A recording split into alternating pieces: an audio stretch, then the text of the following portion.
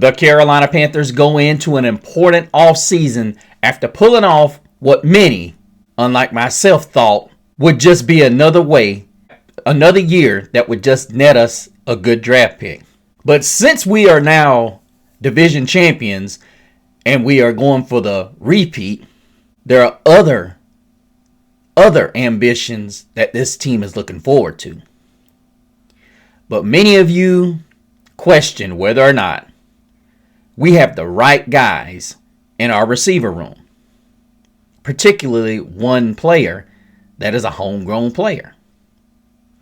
You guys know who he is, and I'll discuss him and a couple of other things on this edition of Growlin' and Prowlin'.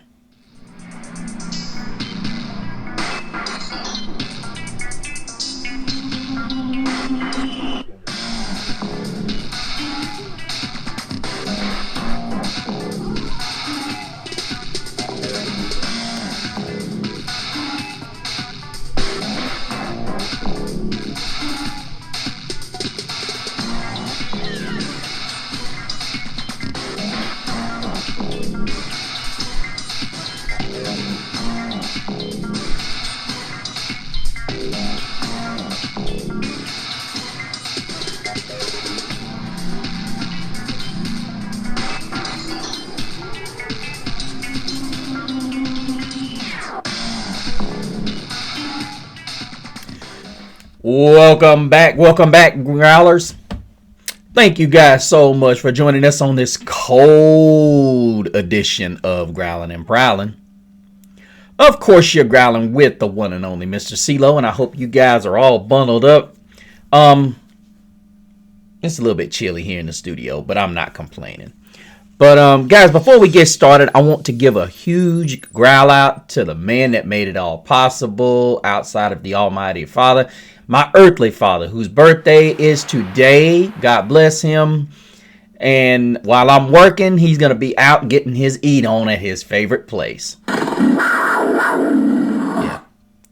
But love you, Pops. We're going to take you out next weekend or the weekend after. I don't know. It depends on when all of us are off. But guys, and on that note, if you got fathers here, hit them up. Tell them about you love them. I know it ain't Father's Day, but, you know, guy like me whose father was in the house all the time, consistently there. I'm so grateful for all the lessons he's taught me, and I love him a lot. You know, if any of y'all know how we men do it, we don't say that very often, but you know, I've found my ways to let my dad know I love him. But I do, and I'm grateful he's still here. Thank you, Lord. Thank you, Dad. Ironically, my dad's not a football fan. He watches my nephews and he watches us play football, but he's not a fan of I won't say he's not a fan of the show, but he does watch the material that I do.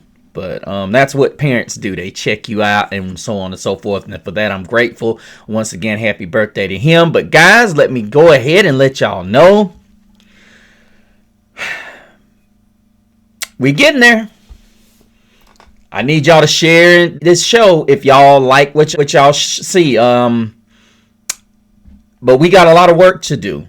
First thing I need to do is correct myself. I said on one of the previous shows that we had, we could get up to excess of $50 million in cap space. I was incorrect. It's going to take a lot, so I don't see us getting there. We may get somewhere around $20 to $30 million in cap space.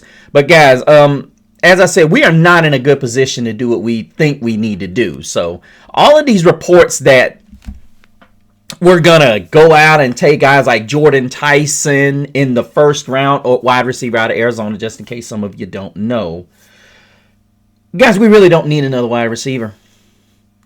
I'm sick of hearing people say they getting on these other shows and saying we need another wide receiver. Guys, the offense is fine. We just need to get Robert Hunt back and healthy. And Canellis needs to exercise the maximum ability of Mitchell Evans, Tommy Tremble, and Jatavian Sanders when he gets back. We can't keep just sitting here talking about, oh, let's draft this and that. Because ultimately, I'm sitting here listening to the not Locked On Panthers, but Panthers Playbook guys talking about the mistake they made with Tetero and McMillan. T-Mac's going to be great. No doubting that. But I'm not seeing the same energy expended by Dave Canellis and company with XL. And I don't care what any of y'all have to say about his skill set. The guy can be great. He can.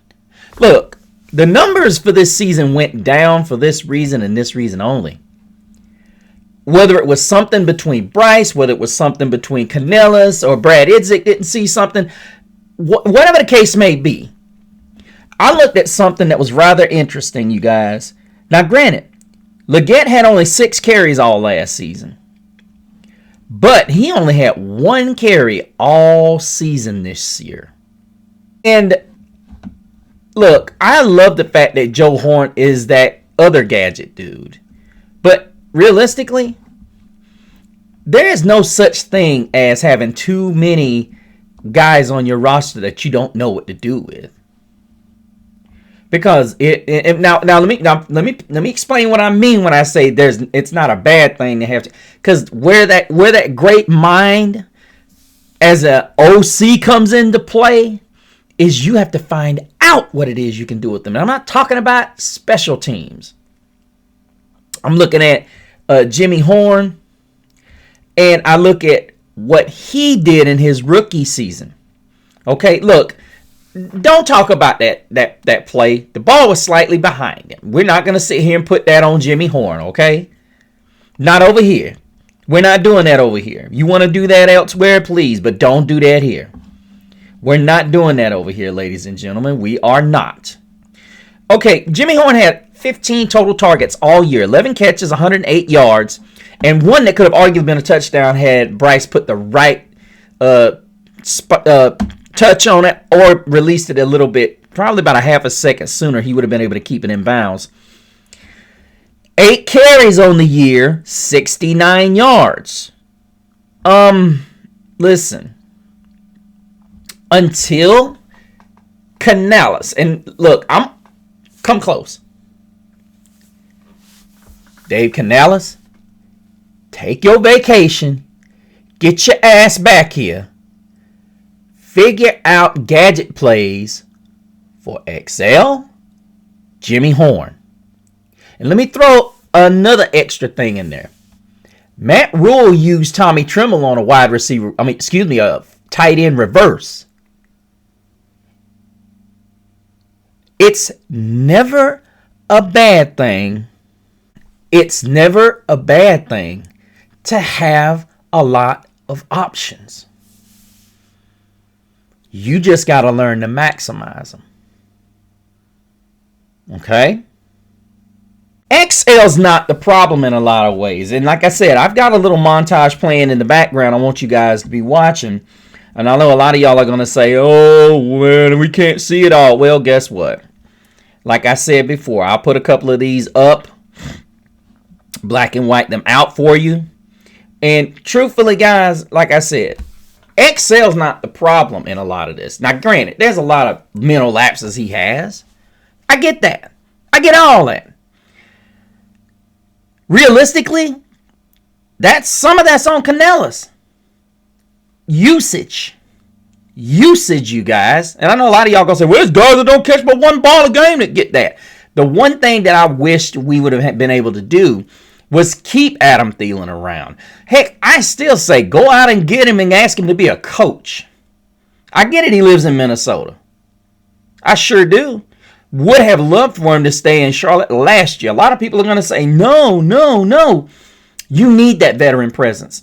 I get it. You're trying to develop your young guys. But unfortunately, right now, I'm going to tell you something. XL can be that dude. Y'all keep sitting here being so quick. And I'm not saying everybody. A lot of people on this channel are just like me with Jalen Coker.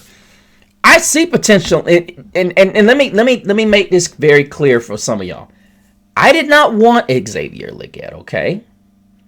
If y'all recall, y'all go back in my archives and y'all look at the 2024 draft. I was not a big when they said they were going to take Xavier Legette, I was just kind of like, oh, Lord, please, don't do that. And when they did it, of course, I was ticked off that they took a draft pick and moved up into the first round, which wasn't that big of a deal because we get that pick back. But then the thing that I looked at was when you look in this draft, and a lot of people are going to say, oh, look at Ladd McConkey. Oh, Lord Jesus. No, we needed a true number one. We didn't need to go get Ladd McConkey. My whole question was Keon Coleman or Jalen Polk out of Washington that's in New England right now. But ultimately, there were two players that I was really looking at, coming out of the draft. One of them was Braden Fisk, as well as Cooper DeJean. And I'm gonna be honest with you, when we got there and we did what we did, and then we turned around and we took Jonathan Brooks, and this is why I'm hearing everybody saying that, okay, this draft was garbage, because now we've got to see if Jonathan Brooks can save this draft. And I couldn't disagree anymore, because realistically, when you start looking at what the Carolina Panthers have built, this is not gonna be, in my opinion, well, you could say these are Dave Canellis' drafts. I get it, but for the most part, guys like Trevin Wallace, you're slipping if you don't get this guy to do to the next level. And I mean, I'm talking about Xavier, because you look here. You took Trevin Wallace, and in my opinion, don't get me wrong, I like Trevin. I think he's a good linebacker. But then you have Braylon Trice out of Washington that's in Atlanta, who's actually playing pretty good. He's not playing great, but he's playing pretty good. 3rd round pick. And realistically, when you start looking at it from the standpoint of who made mistakes and you can't continue to miss on draft picks. And then you even look at where Kalen Bullock got taken out of Houston.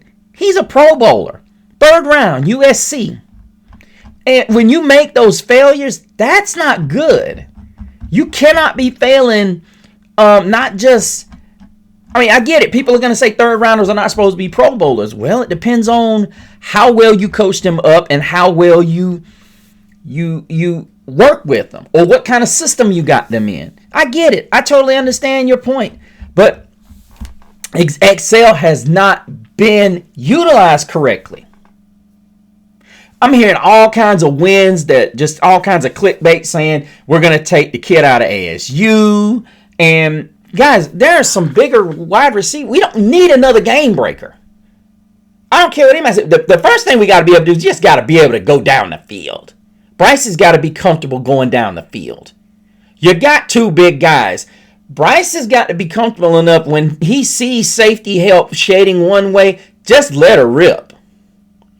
And I don't like criticizing Bryce, but at the same time, like I said before, I didn't ask for Bryce and I didn't ask for Xavier Legette. But one thing I am going to do is I'm going to ride or die now.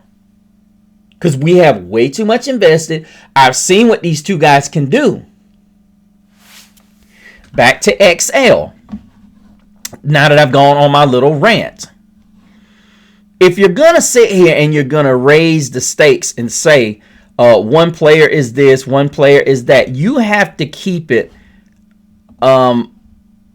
even keeled. And what I mean by that is, if you're going to bring an argument that Xavier Legette needs to be gone, he's still, this is the same issue that we had with Jonathan Mingo. And a lot of people will question me and say, oh, no, that's not true. Oh, it is. This organization totally mismanaged him, and they gave up too early. And I'm sick of hearing guys like Chris Lee talking about move on, move on, move on. Oh, great. That's another 2nd/1st round pick down the drain, you moron. That sets us back. That's another pick we got to use. Because it's basically like you tell your kids, don't waste food.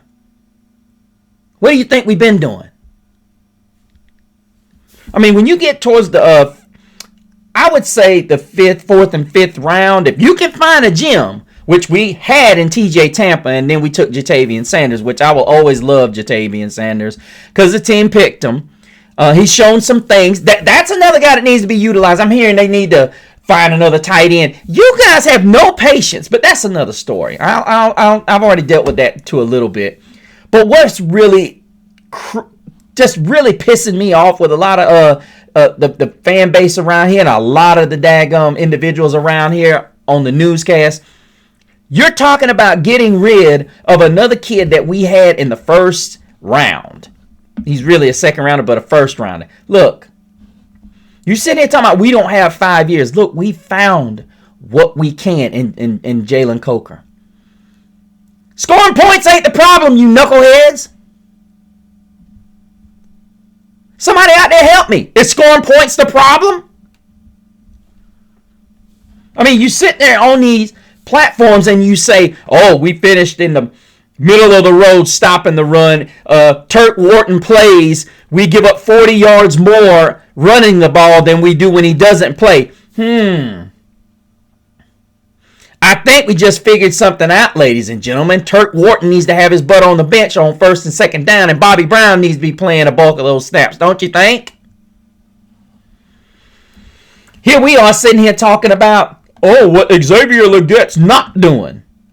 Now, I get it. I totally understand. The regular season, he had 43 targets, and he had 33 catches. And I get it. He missed half of the season. But you have to look at it from the standpoint of, okay, yes, he played 16 games, and he being Xavier Legette, having 84 targets, and I think he had like a 44 catch percentage. 49 receptions he had on the year, which he had 33 grabs, 394 yards, 3 touchdowns. So I'm of the belief that a lot of this is on Canellis and some Bryce Young. He's got to do a better job calling this passing attack. And I'm just being honest. He's got to do a better job. Because realistically, when you look at that Atlanta game, everybody was getting to eat. Everybody was getting to eat. XL had a tremendous touchdown catch. And he was utilized correctly. To the point that they had him lined up on the Atlanta Falcons' weakest interior corner. Slot corner. Those are the things that you do. You look like a master out there. And guess what? The Falcons have a top 5 defense. Guys, don't let them fool you. The Falcons finished the season with one of the top pass rushes and one of the top pass defenses in the league, which I still question why they fired Raheem Morris. But hey, bring on Stefanski. Bring on Stefanski. Let him screw up another organization. But guys, we got to get out of this mindset that it's all Xavier Legette's fault that he's not growing. A lot of this is on Canellis. He did the same thing with Mingo his second year. I told you guys his numbers were going to fall off. Now, don't get me wrong. I get it. The penalties and the mental lapses. I get it. But guys, we've all had mental lapses. We have. They're frustrating, but they happen. Jimmy Horn, everybody keeps talking about, oh, he's got to perform better. How can he perform better in a play when he's only given a certain number of,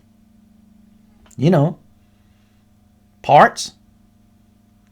I love how people who sit up here and critique, they really don't make any sense. The thing I want you guys to understand, to be a wide receiver, you're only as efficient as the guy throwing you the ball. It's just like a basketball game. People will say, oh, you can affect the game another way. Yeah, you got tight ends out there to do the same thing. Do these guys give them any credit? Xavier Legette's out there making blocks. That wheel catch that out of the backfield that Chuba Hubbard made against the Rams.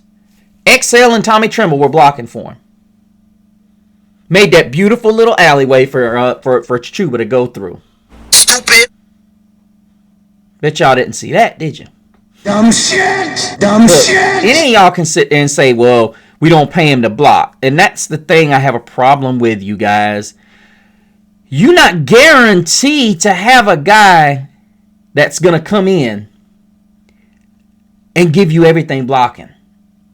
So with that being said, I heard somebody make a statement. I'm okay with paying Tommy Tremble what we're paying him next year. I don't want to save $6 million on him. I'd rather save a couple of million on Turk Wharton. You heard me? But guys, let me know what you think about Xavier Legette, guys.